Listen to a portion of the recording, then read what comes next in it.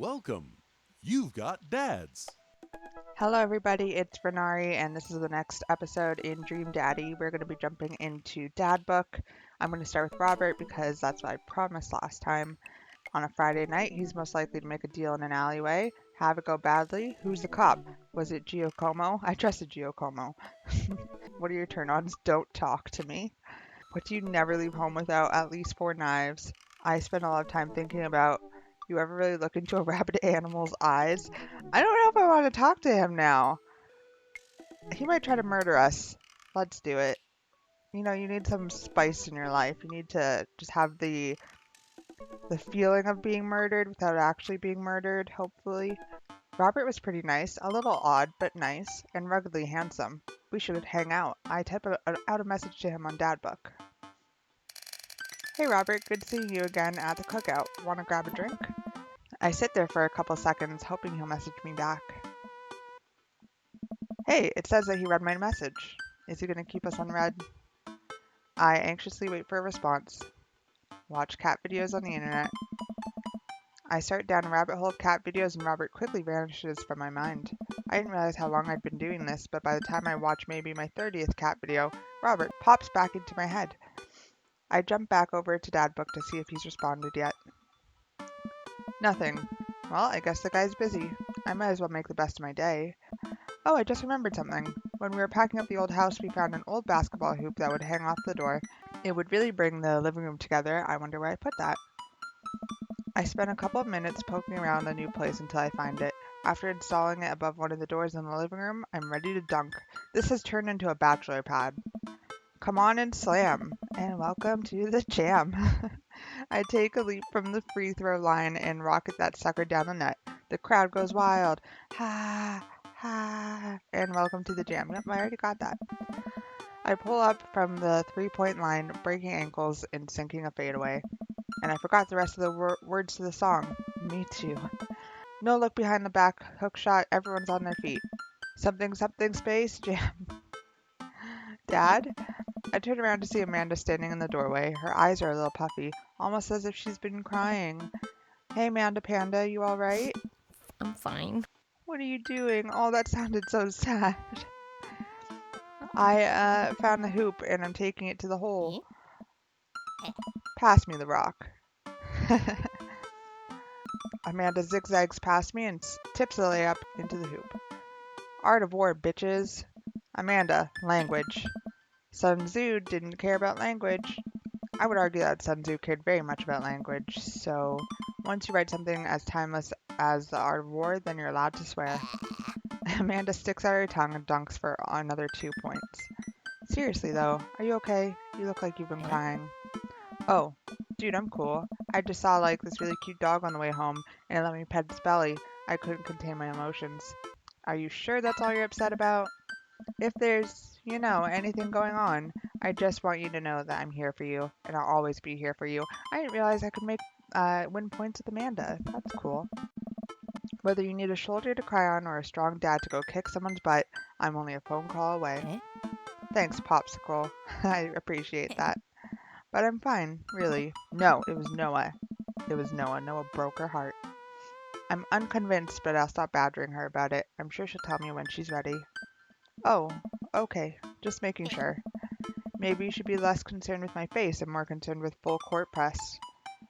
Amanda and I played ball for a little longer, then we cooked dinner together. We managed to not almost burn down the house this time. Afterward, Amanda and I dig into a carton of ice cream over an episode of Chopped Toddler Tournament. Excuse me? Oh, like, I get it. Toddlers are probably cooking. I thought they were chopping up toddlers. That's not a great name for a show. What you have in front of you is a molecularly deconstructed sweet potato with a brown sugar demi-glace with cream fraiche, of course. This is literally a jar of baby food. The toddler immediately bursts into tears. Are we bad people for watching this? Yes. Just then my computer dings. Huh? What's that? Oh, you probably just got a message. Amanda and I walk over to the computer and check Dadbook. It's a message from Robert. You up? What you doing? Wow. He's looking for a booty call. What does that mean? What you doing? What am I doing? You're just chilling. I'm just chillin'. Amanda deletes the G and hits send. I'm just chillin'. It'll make you look cooler. A couple moments pass by. Another message pops up. Want to Yeah. grab a drink? Hey, that means he wants to hang out. I know what that means, Amanda, but it's kind of late. Come on, Pops, live a little. I am living, with ice cream and traumatized toddlers. Well, it's your life, but I think you'd have a lot of fun tonight. You are trying to get to know the neighbors better, aren't you?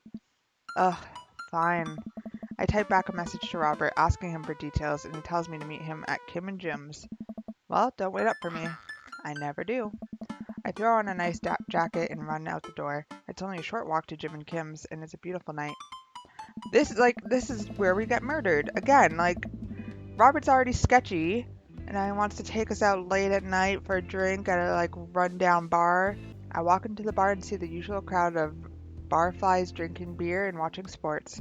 I spot Robert at the back of the bar and wave hi as I walk over. Hey man, how's it going? Hey buddy. Ahoy there, Skipper. Mary, what the hell are you doing here? Robert and Mary are here? Uh-oh. I brought Mary along. Figured we needed a drinking buddy. Aw man, I was excited to get to know Robert a little better. Now I have to deal with this weird married lady making passes at me. This weird psycho murderer married lady. Don't look so scared, kiddo. We're just having a drink. Yeah, speaking of which, I think it's time for the first round. What are you having? Beer, something tropical, whiskey straight up. I'm a little bitch, something tropical. I get that I lost points with you. I don't give a shit. You brought Mary, and this is no longer a date. This is not what I wanted. What do I look like? A toucan? Welcome to the Robert party. Robert orders 3 shots of whiskey and passes them between us. Well, this wasn't how I expected my night to be going. Okay, he didn't say shots of whiskey. He said whiskey straight up. I don't drink and sip whiskey. I'll take a whiskey shot. Here's to bad decisions and relaxed moral values, fellas.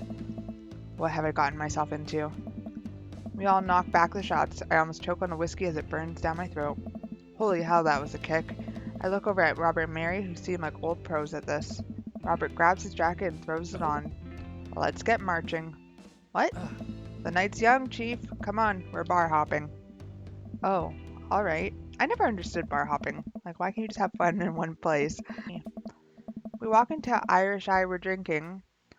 The bar is pretty much the same as Jim and Kim's except for the old-timey Irish memorabilia on the wall. Next round, what are you having? Whiskey hasn't failed me yet. Let's do it. Robert orders 3 more glasses of whiskey and we post up in a garnished green booth. Mary slides in and sidles up next to Robert, which makes me breathe a sigh of relief. Are they cheating? Was Mary cheating on Joseph? Because I wouldn't doubt it. Let's sip this one, why don't we? No. No. Mary immediately downs her shot in one gulp and burps loudly. That's my girl. One compliment to her is okay. That'll put hair on your chest. You are truly the paragon of grace and beauty. Mary grabs my drink and sips on it. Hey! Ren, be a dear and get us another round, will ya? I don't know how to process this evening at all. I get up and order another round of drinks from the bartender. As I head back, I see Mary and Robert having a lively conversation. Robert roars with laughter. I don't think I've ever seen the guy smile, let alone laugh. I take a seat across the booth from them and pass out the drinks. So Edith's kids snuck some pop brownies onto the table at the last bake sale, right? And I spot that little hemp sweatshirting gremlin in the act, so I go up to Edith with the baggie, and I'm about to tell her when all of a sudden she freaks out at me. You're ruining the bake sale, she says. I should have been PTA president. Your roots are bad. Blah, blah, blah. So what'd you do? I told her to have a brownie and that everything was going to be fine. They both erupt in laughter. I politely follow along with the story. She ate 3. More laughter. Okay, that was actually pretty funny. Hey. She called the cops and told them that time had stopped. Mary looks directly at me. Do you smoke weed? What? You know, the devil's lettuce. I have 2 big fat blunts in my purse right now. Want a blaze? I don't know how I want this night to go. I personally don't smoke weed. No. I can't believe you would. I don't even know how you. This is a preposterous. Ugh. Robert giggles helplessly. I'm just kidding, cowboy. Lay off the kid, Mary. He might not be used to your brand of humor. Fine, fine. We Ah. sit around and sip our drinks, people watching and cracking jokes. After a little bit of time, I begin to warm up to Mary. Her jokes become funnier and much less scary. That's called getting drunk. Now, if you fellows will excuse me, Mary needs to sink her teeth into a helpless boy. Excuse me? Literally or figuratively? Because I don't know what happened to Krish, but also you're a cheating whore, I think. I think that's the impression I'm getting. I don't know. Go with God. Nice seeing Come you. on. Deuces, nerds. Mary gets up and saunters over to a younger looking guy at the bar. I do not like her. She grows on you. Does she, though? I feel like she kind of delights in making men suffer. Well, she does. But what about her and Joseph? What about him? You know, they're married, and she definitely tried to get in my pants the other night, and I gestured to her across the bar, where she's making goo-goo eyes at that young guy from before. He looks like he's being held hostage.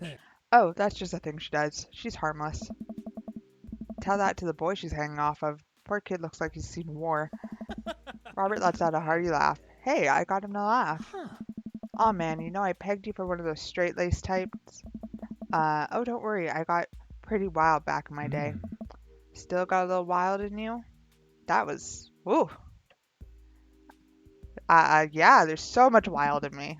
I get so wild, I've got a whole safari in here, just really wild all the time. Uh-huh. Oh, he didn't like that. You know what, dude? I'm not a big fan of you either, so. Robert orders a couple more rounds of shots. I gulp. What am I getting myself into? Probably a one night stand because he's not worth a thing otherwise. Think you can go shot for shot? There's only one way to look cool here. I grab the shot closest to me and down it. Robert looks impressed. He takes a shot and knocks it back. That's one. So, what do I even talk about? He's so cool and he probably hates small talk. So how are things? I hate small talk. Okay, too many people, and this isn't necessarily you, but too many people think that they have to fill the dead air with noise. Personally, I think they're afraid of the silence, or they're afraid of what the other person's going to think of the silence. If you want some unsolicited advice, just learn to be comfortable with silence. Nothing wrong with two people sitting in silence and drinking whiskey. Oh, all right. Robert and I sit in silence and drink whiskey. I take in the rest of the bar. Patrons laughing, playing darts, spilling beer, Mary giving the hard sell to that young man, the young man pretending he got a phone call from one of his friends. Huh, maybe silence is nice sometimes. So, you ever kill a man? I choke on my drink. Excuse me? You know, watch a life drain from someone's eyes. It's not just their life, you know, it's their hopes and dreams draining away. Every memory and experience they've ever had, gone. You know what, Robert? I can't say I have. No? Great, me neither. Uh-huh. Robert knocks back his shot and motions for me to do the same. I reciprocate. I'm just messing with you. Relax. I laugh nervously. Or am I? I laugh nervously. Again. We sip more whiskey and people watch some more. Mary has her sights set on another man after the other one excused himself to the bathroom, and I assume crawled out the window. Gosh, this whiskey's hitting me hard. Gosh, this whiskey's hitting me hard. You betcha. Robert gets up out of the booth, shouldering his jacket. Let's roll. Sorry, whiskey. Inside voices. Let's roll. Wait, what about Mary? Brother, Mary's gonna be just fine. I look over at Mary, who's lying on the bar in front of some poor sap.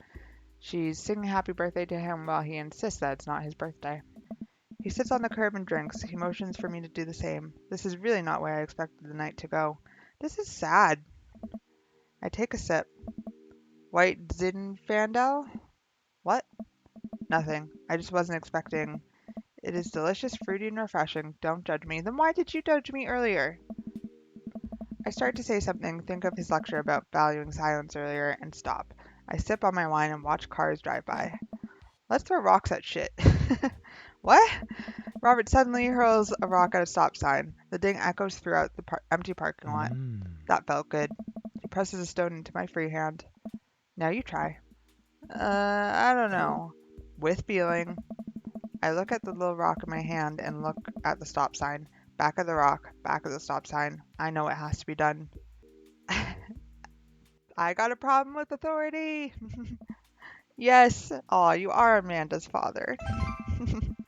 I hurl the rock at the sign. It sails over the stop sign, right into the window of a parked car, leaving a crack. Whoa, Jesus whoa. Christ. Ah, dude, run. I leap up and dart into the nearest alley, wine in hand. I can hear Robert's footsteps behind me. After I'm sure I'm far enough away from the cracked window that I am no longer culpable for this heinous crime, I stop to catch my breath. Maybe we strike rock throwing from the to-do list. Agreed. You guys are children. You guys are like 16-year-olds getting drunk for the first time. Come on. Suddenly, my stomach growls. Oh man, I'm Oh. starving. Let's get pizza. I can't argue with that. Where's good around here? Actually, I don't even care if it's good. It just needs to be edible and in my mouth in the next 5 minutes. Mm-hmm. I know just the place. I follow Robert through a maze of alleys and side streets until we eventually end up in front of a tiny hole-in-the-wall pizza joint. The bright red neon sign reads, Pete's Piece of Pizza. Ta-da! I can see a few exhausted-looking workers behind the counter, tossing dough and pulling piping hot pizzas right out of stone ovens. My stomach rumbles again. We go up to the counter and we're ready to order. Can I get 2 slices of Hawaiian pizza? Oh wait, Ren, you're cool with pineapple on your pizza, right? This guy and me just aren't compatible. You know. Robert grabs me by the collar. I respect your opinion, and I will fight with my life for your right to say it. But where's your sense of adventure? Where's your sense of taste? Why won't you love yourself? Excuse me? Jesus. The juiciness of the pineapple paired with the tanginess of the sauce is a flavor combination that everyone should experience at least once, if not 1,000 times more. Oh. Pineapple on pizza is one of the few things in life that I genuinely and thoroughly enjoy. Please, please just do this for me. No, do this for yourself. So, 2 slices of Hawaiian pizza?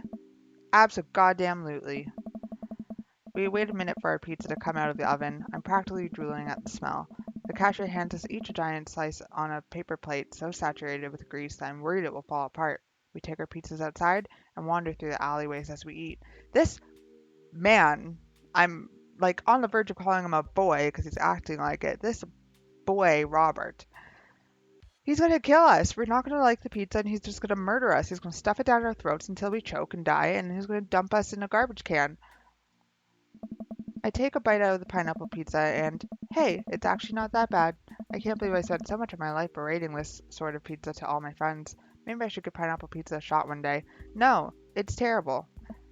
Man, I feel way better now. Mm-hmm. You and me both. We hear noise coming out of a slightly ajar door in the alleyway. Robert looks at me excitedly. Got any more of that wild in ya? No, but I'm so tired, but my dad's stamina is waning, but I'm game for more. Jesus, this is so long. Like, just this night. Like, what's happening? Is Mary dead? Is Mary fucking some dude in the back alley? Is that what we're about to open up to? Robert and I slide the door open and peek inside. It's completely dark except for some flickering light. We slowly creep forward, cautious not to be heard or seen. Ah, this just got cute. Shh. Don't shush me so loud. Shh. We come to the end of the hallway and find ourselves standing in front of a movie screen. Oh, this suddenly makes sense. Did we really just sneak into a movie theater like a couple of teenagers? No talking during the movie. We look into the audience and are surprised to find that it's almost completely empty, save for a row of a few teenagers in the front. They look annoyed when they notice us. Robert starts making his way to the very back of the theater, and I follow him. We settle in with our wines and try to make sense of this movie. It's a romantic comedy, I think. A young man is frantically trying to get through New York to find the woman that he's finally realized he's in love with. Kiss already! There's nobody to kiss yet. You want him to kiss a taxi driver? Hell yeah. The kids down the way notice us heckling. One of them speaks up. Hey man, keep it down. Oh damn, that's Ernest Hemingway, Hugo's kid. Ernest! Hey Ernest, I know you. It's me, your neighbor. Hi. Ernest turns back around, embarrassed. I turn back to Robert. He kiss anyone yet? It turns out that yes, he did kiss someone. He made his way out to a tiny island near New York to profess his love for a woman who, for some reason, he knew would be there. She tells him that they hit the jackpot. He said that they had, but I think there was some subtext I'm missing here. Boo! Love is dead. Shut up! It's beautiful. No, you shut up. Ernest grumbles. What is happening? Ernest grumbles. The credits start to roll. I stand up. Robert immediately pulls me back down. Hundreds of people worked very hard to make this film happen, and you're going to sit here and appreciate them. Oh, you're one of those people. I get it, but like, let's go. We're not supposed to be here. Okay. Look at that, Elizabeth Shelton. She worked really hard. I bet she did lots of good wardrobe design. Thank you, Elizabeth Shelton, for this beautiful film-going experience. And Peter Anders, catering, fed a bunch of people so that they could have the energy to do their jobs. What a guy. We let the credits roll while Robert individually thanks every member of the crew. Once it's finally over and he makes sure no animals were harmed in the making of this film, we leave the movie theater. We stumble into the theater parking lot, polishing off the rest of our wine. Hey, assholes. Out of nowhere, a rock flies through the air and hits me on the knee. My knee! What the hell?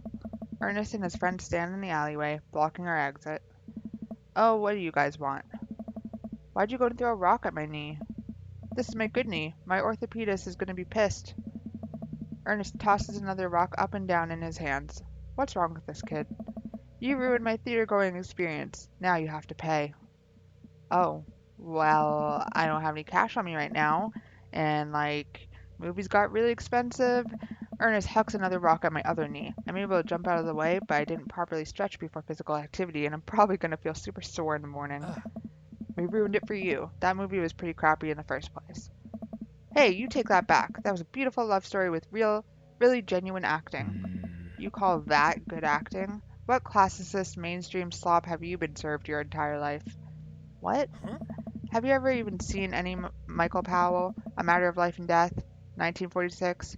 Easily the toughest 5 minutes of love you'll ever witness. Listen, man. How dare No, you? you listen. That popcorn-ass drivel the mass media is shoving down your throat will only make you dumber and sadder. You, of all people, should strive for a higher standard in the art you consume. Your name is Ernest Hemingway, for Christ's sakes. Oh no, now you've done it. Ernest rushes Robert, screaming like a banshee. Ah! I dive between Ernest and Robert, trying to stop the kid. He lunges forward, kicking me as hard as he can in the knee. Fuck my knee! Robert gets in between Ernest and myself. It's as if he's seeing red. Fuck, my fucking knee hurts. That one hurts my friend. Alright, buddy. Talk like a punk, get hit like a punk. Robert squares up into a boxer stance. Queensberry rules, 3-minute rounds with 1 minute rest in between. No low blows, fish hooks, J grabs, or high blows. What? And don't even think about pulling an illegal turnstile. That's an automatic deduction of 3 points. Excuse me? You'll have to designate a second if you're unable to fulfill your role as main duelist. One of your friends over there looks like he has enough youthful vivacity to handle it. Hey man, I don't want to get dragged into this. That movie sucked. It's too late. You two are bloodbound. If he dies, you die. Sorry, I don't make the rules. Talk to Queensbury. We're just gonna go. Ernest and his friends warily back away. Robert calls after them. The Queensbury Association will hear about this and consume better content. Once the teens are safely out of earshot, Robert turns to me. Were you about to actually fight that kid? Are you kidding me? I would never hit a child. That would be despicable. You throw the rules at him, though, they always bolt. Nobody wants a Queensbury-sanctioned throwdown. But full disclosure, I made half of that up. Wow. See, you don't even have to know the rules, you just make them up. Come on, let's get out of here. Thanks for defending my honor. I wanted to say that. It's probably not the right thing to say, but that's the only saving grace here is that he defends me so quickly with Mary, with the kids. Oh, he's kind of growing on me. Eggplant emojis just came out. It's a little strange when you say it that way, but sure, why not? Robert throws an arm around my shoulder and we drunkenly belt out tunes all the way back. We finally get to his doorstep. This was an interesting night. I liked it. A smile forms on his cheeks, a rare sight. Let's hang again soon, yeah? Yeah. I linger there for a second, swaying drunkenly in the night breeze. Robert claps me on the shoulder. Oh boy. Night, bud. Robert heads back inside and I stumble my way back home. Date complete. There's a lot of stats on my screen. I have no idea what any of them are. Pressure. Rank B. Okay, that I can understand. That makes some sense. Property damage is almost at a max. That was very interesting. I did have to cut out some of it because it went about half an hour. Um, but I included all the good stuff, I think. On the next day, I think we're gonna go with Hugo, but I mean, in comparison, Hugo would be quite boring, I would think. So I don't know. If you have an idea of who you want me to date, leave it in the comment, and hopefully I'll be able to do it very soon. Thank you all for watching, and I'm going to see you in the next part.